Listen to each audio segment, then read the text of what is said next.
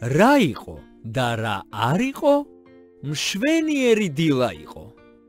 კანფეტებით სავსე ყუთი დუდუმ საჩუქრად მიიღო. ვისგან საჩუქარი ვისგან? ამანათი შორი გზიდან ჩამოვიდა ბებიისგან. კურდღელ დუდუს გაუხარდა. ტკბილეული მას უყვარდა. ჭამა, ჭამა, ბევრი ჭამა, საღამომდე სულ შეჭამა.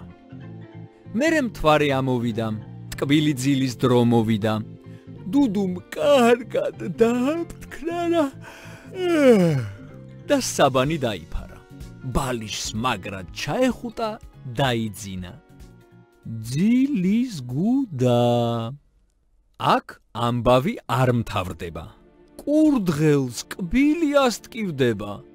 იმიტომ რომ კბილებს დუდუ არ იხეხავს, ეზარება. რა თქმა უნდა გაეღვიძა. ასლუკუნდა და ატირდა. უი, უი, ვაი, ვაი, კბილი მწკივა. თვალებიდან ცრემლის ცვივა, კურდღელს ლოყა უსივდება. როგორ ფიქრობთ, რა მოხდება? ზუსტად ამ დროს ჟოზე ჩნდება.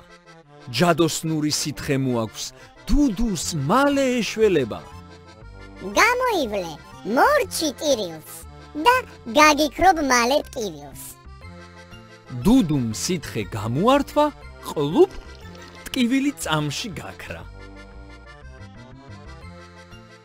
დუდუ, ჩემო მეგობარო, თქვენც ბავშვებო მომისმინეთ. ტკბილეულის ბევრი ჭამა სასარგებლო არ არის. არასოდეს დაგავიწყდეთ, არასოდეს იზარმაცოთ, ძილის წინ და ყოველ დილით გაიხეხოთ ტკბილები. თუ როდისმე დაგჭირდებით, მე მაშინვე თქვენთან ვჩნდები. იმიტომ რომ მე ვარ თქვენი მეგობარი ჟოზიკო.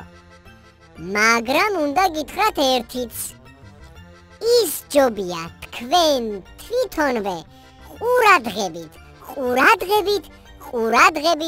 რომ იყოთ.